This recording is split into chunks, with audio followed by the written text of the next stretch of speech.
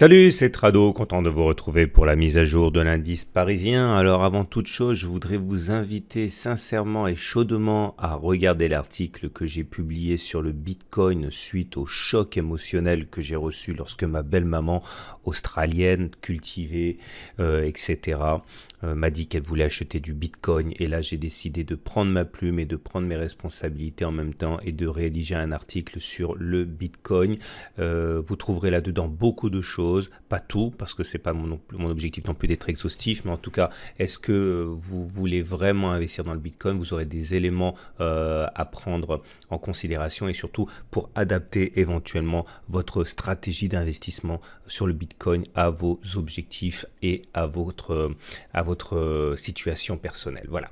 On enchaîne tout de suite avec le CAC 40 en données mensuelles qui évidemment ne donne pas énormément d'éléments en ce 11e jour du mois de décembre, hein, puisque la bougie est toujours en formation. On remarquera néanmoins deux choses, c'est qu'on est toujours en course pour des plus hauts, puisque le nuage est toujours croissant, on est toujours soutenu par la M20, on est toujours soutenu par l'oblique ascendante bleu. Néanmoins, le signal d'alerte est toujours là, il n'a pas été invalidé, à savoir cette couverture en nuage noir qui, si il y avait une réaction en chaîne, pourrait entraîner une baisse, donc une cassure éventuelle de l'oblique descendante, donc un retour sur la moyenne mobile à 20 mois. Tout ça se fera à un moment ou à un autre. Le problème, c'est qu'on n'a pas le timing, mais pour l'instant, tout est possible en ce mois de décembre, hein, puisque on est toujours sous l'influence de cette couverture en nuage noir. Regardez l'unité de temps hebdomadaire qui, elle aussi, nous apprend que cette fameuse latéralisation qu'on pouvait prévoir il y a déjà des mois et dont je vous ai sans doute rebattu les oreilles trop à votre goût, eh bien malheureusement c'est en train de ce qui se passe actuellement, à savoir cette valse hésitation autour des niveaux clés, mais qui ne remet pas en cause la tendance haussière. Vous le voyez, le nuage Ishimoku est croissant et on est au-dessus de la M20. Néanmoins, sur l'hebdomadaire et sur le mensuel, vous voyez bien que le retour à la M20 n'a pas eu lieu. Ça ne veut pas dire pour autant qu'on va le faire immédiatement, mais c'est une épée de Damoclès qui laisse planer le doute sur la possibilité d'aller plus haut dans un proche à venir, puisque même si effectivement on peut très bien se maintenir au-dessus de la M20 en lévitation pendant très longtemps, plus on avance, plus la possibilité d'aller chercher cette M20 augmente. Mais de toute manière, pour l'instant, vous l'avez vu, on est dans une situation de trading range que l'on retrouve également sur l'unité de temps journalière. Que voilà, donc on va commencer par les news, hein, le news flow journalier, et là ça va aller très très vite, il ne s'est rien passé. Il ne s'est rien passé parce que tous les regards se tournent vers les banques centrales qui, à partir du milieu de semaine, notamment la Fed, vont intervenir. Ce n'est pas tant la hausse de 25 points de base qui fait débat, puisque c'est acquis pour à peu près tous les analystes, mais par contre les commentaires qui vont accompagner cette décision seront scrutés de très très près et sont à même de faire décaler les marchés pour l'instant. Et dans l'attente de ce grand rendez-vous, eh bien vous le voyez bien, les cours sont toujours en train de végéter. Regardez, on est en tendance neutre parce que les cours sont dans le nuage, mais de toute manière, on n'avait pas besoin de ça pour être en tendance neutre, puisque vous voyez bien que la série de twist, retwist, etc. du nuage, eh bien justement annonce cette manque de conviction dans la quête d'une tendance. Au-delà, on a une M20 qui est à peu près plate, donc ça entraîne également une conclusion de tendance neutre au regard du critère simple de la M20.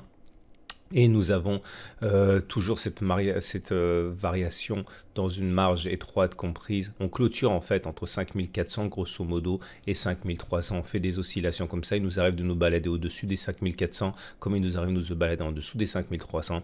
Mais depuis le 16 novembre, vous voyez bien que l'on clôture systématiquement entre les 5400, on va dire, et les 5300. Donc voilà, c'est un petit peu l'idée. Pour l'instant, on végète. D'ailleurs, les indicateurs techniques ne sont d'aucune utilité puisque nous sommes en tendance neutre, donc ça ne fait que confirmer ça. Le momentum qui est proche de 0 montre l'équilibre entre les acheteurs et les vendeurs. Le RSI qui est proche de 50 à 52 indique exactement la même chose. La baisse des volumes montre bien l'absence de prise de risque des intervenants, donc ça simplement pour confirmer que la tendance est neutre si vous aviez besoin d'une preuve supplémentaire. Que peut-on dire d'autre? Pas grand chose en fait, hein. On va tout de suite passer à l'unité de temps 4 heures simplement pour vous montrer mes seuils de déclenchement de trade, hein. Donc l'idée c'est la suivante. On retrouve tous les éléments constitutifs du graphe journalier mais avec un petit peu plus de précision. Donc on est en unité de temps 4 heures comme je l'ai dit. Pour moi il n'y a rien à faire. Si on casse les 5427, j'essaierai de saisir un signal haussier pour aller chercher les 5442. Puis ensuite, vous l'aurez compris, le haut de la zone neutralité à 5330. Si on termine en dessous de 5315, ce sera 5301 et 5266 que je tenterai de saisir.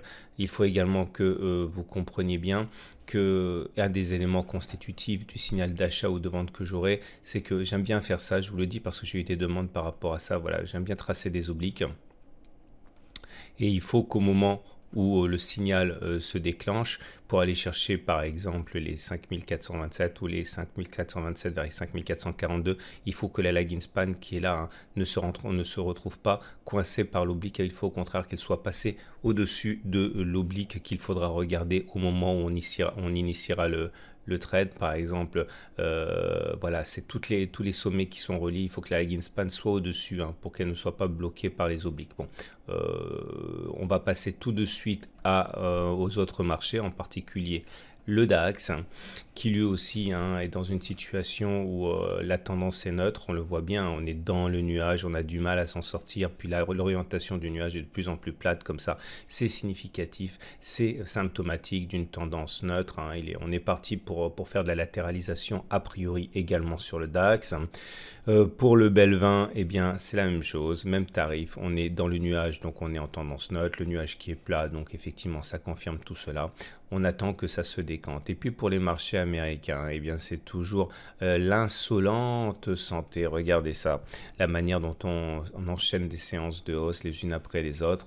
J'ai lu à plusieurs reprises que beaucoup d'analystes disaient que c'est fini, il n'y aura plus de récession, plus jamais, il n'y a plus de cycle, donc ça sert à rien d'attendre la récession. Je suis extrêmement circonspect par rapport à cette affirmation de certains analystes, mais en tout cas, il faut savoir que certains écrivent cela. Fini les récessions, on sera sur une tendance molle pour tout le temps, quoi, pour toujours. À vous de vous faire une illusion, une opinion.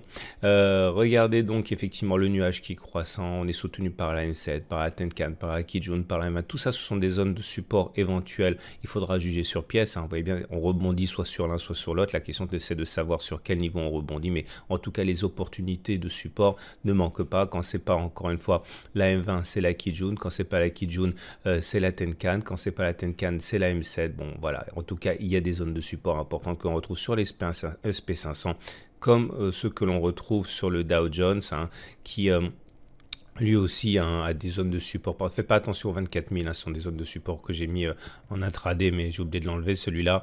Bon voilà, c'est très haussier, nuage croissant, etc. etc. Donc la question n'est pas savoir si la tendance est haussière, la question est de savoir jusqu'où on peut monter. En tout cas, on franchit allègrement toutes les barrières, toutes les résistance. Voilà, je vous dis bonne journée, je vous dis à demain et je vais essayer maintenant de me maintenir à ce rythme-là, à savoir un petit article pour les impatients au plus tôt dans la soirée et puis la vidéo un petit peu plus tard pour ceux qui ont plus le temps et qui veulent apprendre davantage en clôture des marchés US. Voilà, à demain donc. Et n'oubliez pas de lire mon article sur le Bitcoin, vous aurez sans doute pas mal d'éléments qui vous manquent si vous n'êtes pas spécialiste de la question.